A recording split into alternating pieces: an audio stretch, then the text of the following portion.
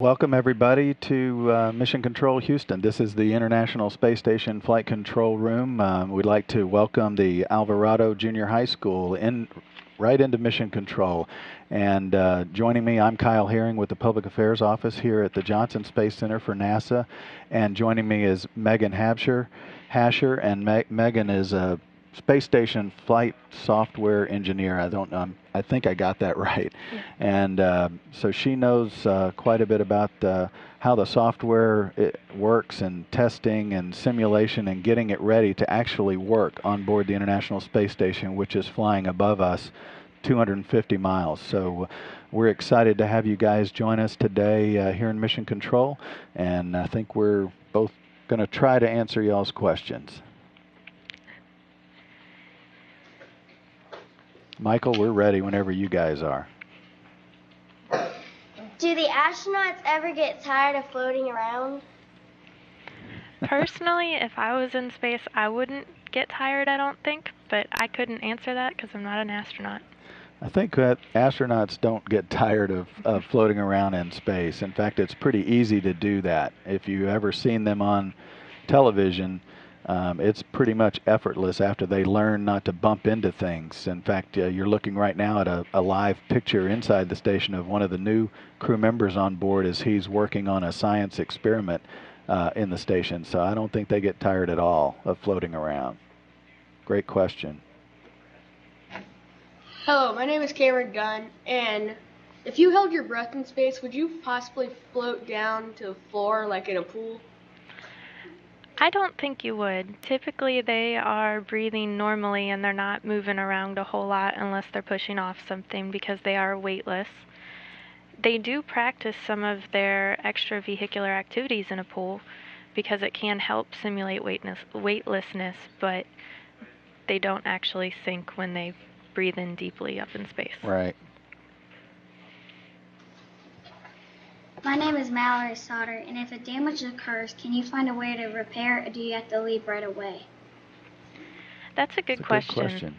And I think in general, they try to repair it if at all possible.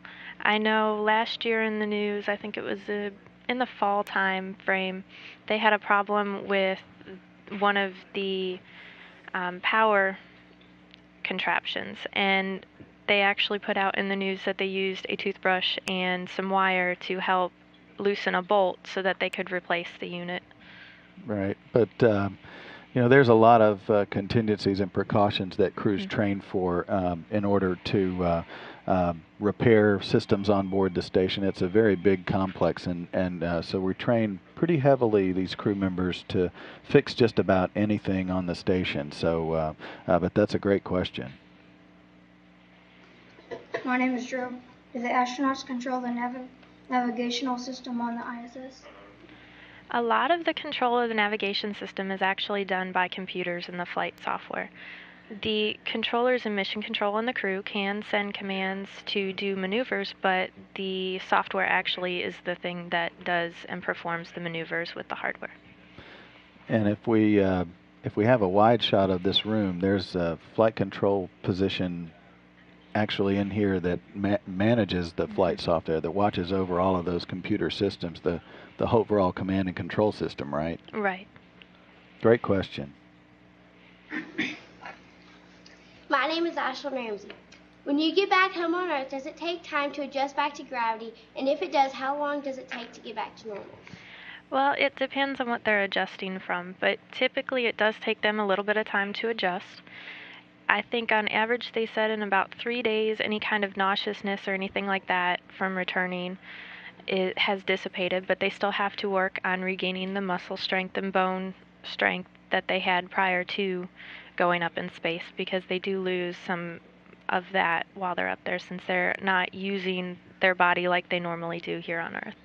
We've learned a lot after so many years of space flight, and especially on these long duration flights like this.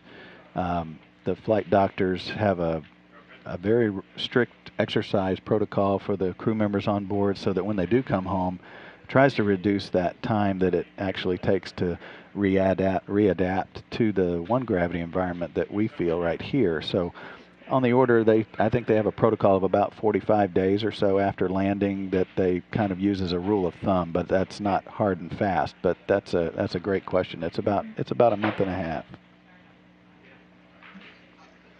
My name is Hannah Wright. What is the biggest worry about going to space? I think in general the biggest worry is keeping the humans that are in space alive. And the environment in space is vastly different than here on Earth, and so they have to worry about a lot of the environmental things, making sure there's air up there, making sure that it is a livable environment for them because you're going into a vacuum where there's nothing like that. My name is Brandon, and I want to know what college you have to go to work at NASA and be an astronaut, and what you have to study. Now, I personally have not heard of any specific colleges that NASA says you have to go to. I think more what they look at is what classes you've taken and how you've done in them. For a lot of the people I work with personally, they have degrees in engineering or physics or some kind of science or math, or they have a computer science degree. And a lot of the classes they look at you taking then are the sciences, the engineering, and the computer programming. Now I know they also have a business division here so that somebody actually manages the money for the engineers. And so I know there are a lot of people who get their MBAs or their business degrees to be able to work here. So there's a whole vast array of the type of degrees that you can study to work in the space industry if you want to, the aerospace industry. So, but math and science is kind of a staple because if you understand those kind of studying habits, then that can translate into just about anything you do in the aerospace industry. And I know for me personally, a couple of my physics mechanic classes, so like the orbital mechanics, how things move, have come in handy a lot. I've had a great deal of help in that regard. Great question. Hi, my name is Sierra. How does the ISS get out of the way of space debris or asteroids? That's a good question. They have thrusters on board the space station, and they also have vehicles docked that have thrusters, and they use those to move out of the way of debris, providing they can find it ahead of time. But they've got lots of people keeping an eye out on all of the debris that is up there. Exactly. There's we track, make sure that we track any kind of space debris of a certain size that we can tell when it's going to come anywhere in the vicinity of the station, and so. And that's watched very, very carefully. And so the station, as Megan says, can actually maneuver ahead of time and be in a little bit different orbit so that it will be completely out of the way of any threat like that. So that's a good question. Hi, my name is Rachel. What are the first steps if there was a major problem with the computers that control the ISS? I think this is probably Megan's area. Yeah. There are a lot of computers aboard the space station, and I think the last count I had heard was something like 52 different computers. Now, they're not all running at the same time. We have a lot of backup computers, especially for the command and control computers, the ones that interface with everything. There are 3 different computers. One is used at a time, one is on standby in case the first computer goes down, and the other one's on standby. And then on top of that, we have another system in place that would go to redirect things to a different system so that we could still command and control the space station. And I think the easiest answer is we have lots of computers so that we can replace things as needed. And one of the good old standbys is to power cycle the computer like you would if sometimes you get a blue screen on your computer where you turn it off, let it sit for a couple minutes, and then turn it back on to try it again. Hi, I'm Sam. When descending to the Earth, does the size of an object determine whether or not it will burn up?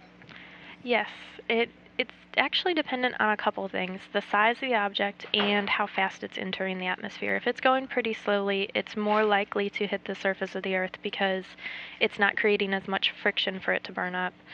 And I think the last figure I saw was if it was under 25 meters in diameter, it's more likely to burn up in the Earth's atmosphere. We have some visiting vehicles that we call them that deliver cargo to the station that burn up in the atmosphere, and some of those pieces make it to Earth, but they target the reentry so that it's in the ocean and it would not harm anybody on the ground. But most of the pieces burn up because of that friction that Megan talked about. Good question. Hi, my name is Mason Stevens. Does the ISS fly in space, or does it just stay in orbit around Earth? The ISS stays in orbit around the Earth.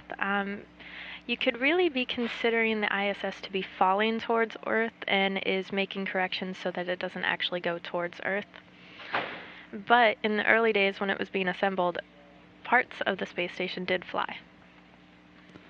Yeah, it's a like Megan says, it's a constant free fall, but it's traveling 17,500 miles per hour, so it's constantly falling around the Earth at the altitude that it's at right now, and so it never actually comes down to the Earth. And we adjust its orbit a little bit here and there, like we did yesterday afternoon.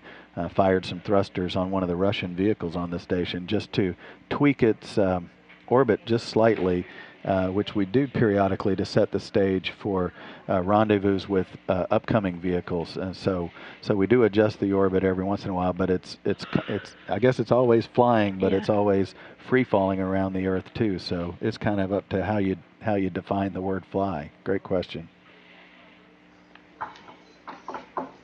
Hi, my name is Seda Hippolito. What exactly are you studying in space? What can be studied and why? There are actually a lot of things being studied in space. One of the biggest things I think right now is how the human body will react to being in space, because one of NASA's goals in the long term is to go off to Mars, and people will be in space for a long amount of time for that. And so they want to know what they can do to help the astronauts to be successful in that. And I know they've also got experiments going on for radiation and different materials for how they will help protect the astronauts from radiation from things like solar flares from the sun, which provide a lot of radiation then to the space station when that happens. I think there's also a bunch of physical science experiments up there. Pretty much anything that can be studied in microgravity, they're trying. Absolutely. It's now that it's a operational laboratory, it has been, but now that it's completed in terms of assembly, we have 6 crew members up there right now, and they're pretty much all 6 in different areas of the space station, which is a very huge complex. If you picture a football field, the station flying low over that football field would basically cover the whole football field. So, and there's at least 3 or 4 different scientific laboratories where experiments can be going on all the time. And the crew actually can be working directly with an experiment or activate an experiment, and then the scientist on the ground can interact with it from the ground, and then have the crew provide some assistance where needed. So it's a very interactive and collaborative process with science experiments on board. Good question. I'm Landon Wooten. What would happen if someone that lived on the space station did not work out? How would that affect them when they got back on Earth, back to Earth? That's a very good question and timely question. Yes, the astronauts, if they don't actually work out in space, their muscles and their bones will actually start to weaken a lot more significantly than they do by working out. And I think I've read somewhere that astronauts have to work out up to 4 hours a day every day to make sure that their muscles and bones don't weaken. Because what happens is when you get back to Earth and you've got the gravity, all of a sudden you've got a lot of pressure on those bones and muscles, and if you don't work out, it could cause breaks in your bones and that kind of stuff, and it ends up being a really bad and painful thing for the astronauts. And it kind of is part of one of the early questions that was asked about how long does it take to get back to normal once you get back on the Earth, and that's a great question, because we've learned over the years how to counteract the changes that occur in space. Those same changes happen to us here on Earth as we age over years and years. It happens to astronauts, and within a couple of days sometimes, some of the changes that occur. And so learning how to counteract that in space helps us on the ground in developing protocols, exercise protocols for maintaining your systems even on the ground as you age over time. So exercise is very, very important in rehabilitation to what we feel here on Earth again. Good question. Hi, I'm Cameron Graves. How do you know where you're going? when you cannot tell if you're upside down? That's a good question. I actually read a lot of the labels on the space station are all facing a certain direction, and so that's one way they can tell is by what way the words are facing as to whether they are facing what's considered up or down. If they are near a window, they can look to see what's out the window to know if they're looking towards Earth or if they're looking towards pretty much space or the sun or whatever it is that that window is pointing to. And I think they, in general, their mind comes up with some kind of sense of what's up and what's down. Yeah, that's one beauty about the space station is there for them there's no up or down in terms of their working environment or sleeping, that type of thing. But it is like Megan says, it is oriented a certain way in terms of labeling, so they do have that sense of up or down. But in the true sense of the word, the way you and I feel it on the ground, there's definitely up or down for us, but not for them up there. Mm-hmm. Hello, my name is Garen Shackelford. What materials do you use that you don't burn during your descent? That's a good question. And I actually went online last night to see if I could find out what the Soyuz vehicle actually uses, because that's what typically is flying our astronauts up and down right now. And I honestly, other than some lightweight, high temperature material, that was all I could actually find on that. I know on our space shuttle we had insulated tiles that were heat resistant, and they also had thermal blankets and that kind of stuff to help give more layers between the astronauts and the reentry. Right. Good question. My name's Nikki Morgan. How much training do the astronauts on the ISS have to prepare for emergencies? The astronauts go through years of training. Before they even officially become astronauts, they go through a lot of classroom training, a lot of survival skill training to learn a lot of the information they need to know. And then once they've actually been selected as an astronaut and they're grouped up with a team, they start working and doing simulations. And a lot of those simulations not only help them to do their jobs and the experiments that they're going to perform up on the space station, but they also have to go through what they would do in an emergency. And that's probably one of the biggest things that they go through, and they run through them time and time again. I think I read somewhere that it was way over 300 plus hours that they actually train for that kind of stuff. Right. And not only the astronauts, but everybody on the Mhm. ground goes through the type of training for any emergency case as well. Every one of these people that you see in this flight control room have gone through extensive training. In fact, they do training when they're not in the room for maybe a future flight. Mhm. And then the work that Megan does on software development, and that has to be thoroughly tested, and they do simulations probably on that, just like the yes. crew trains for a flight. You guys do the same thing, right? Oh yes, our flight software goes through extensive training. I think it goes through 2 years of testing and simulations before it actually makes it on board the space station. Yeah, it's a great question. And in fact, yesterday, the crew members on board, 4 of them, the commander and the 3 newest crew members, went through a training exercise, not directly emergency, but they did go through procedures that if there was an emergency, where they would go, just like you would in your school for a fire drill, exactly what procedures you would go through to make sure that you were safe in the event of an emergency. They do that on the space station, and they do it quite regularly to stay proficient. Great question. Hi, my name is Dwayne Spradlin. How long until artificial gravity is invented? That's a good question. And I'm really not sure of the answer on that one. I think it's still a ways off. I think right now what they're mainly focusing on is how to have humans survive in the microgravity environment instead of trying to simulate gravity. Yep. Hi, my name is Shadis. What would the crew do if they did not have enough fuel to return to Earth? You know, I'm not entirely sure what they have in their procedures for this one, but I think in general they try to have a vehicle on standby that they could always send up in case of emergency. Yeah, the spacecraft that they fly to and from the space station right now, it's very well calculated, and they would know even probably before they got to the space station if they were not going to have enough fuel to get home.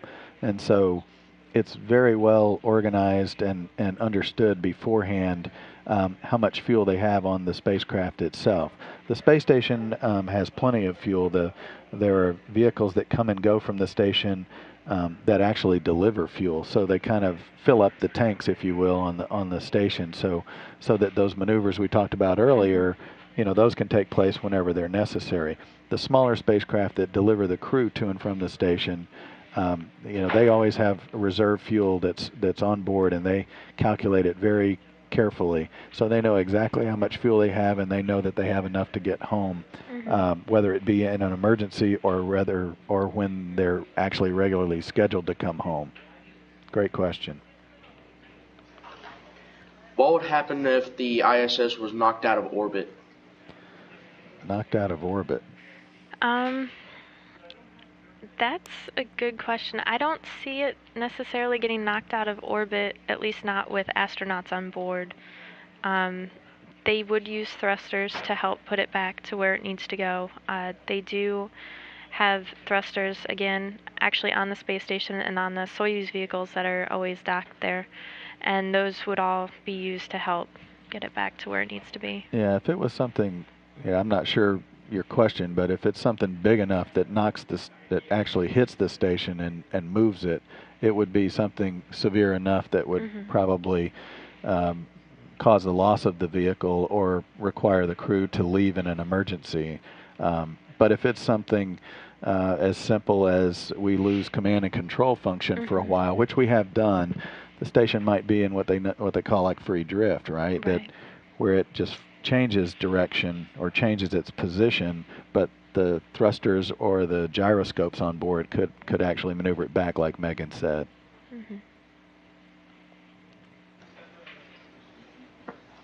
I believe that was our last question for you today. Thank you very much. Oh, well, we're very happy to have y'all come into the room and join us. Yes, thank you. You Thanks guys a lot, had everybody. great questions.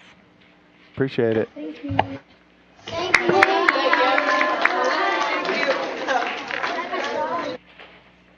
All right, and Kyle and Megan, thank you so much for answering the students' questions. And Alvarado Junior High, thank you very much. You guys did a great job, especially speaking up clearly and loudly. And let's give one final applause for the folks in Mission Control. Thanks a lot, everybody.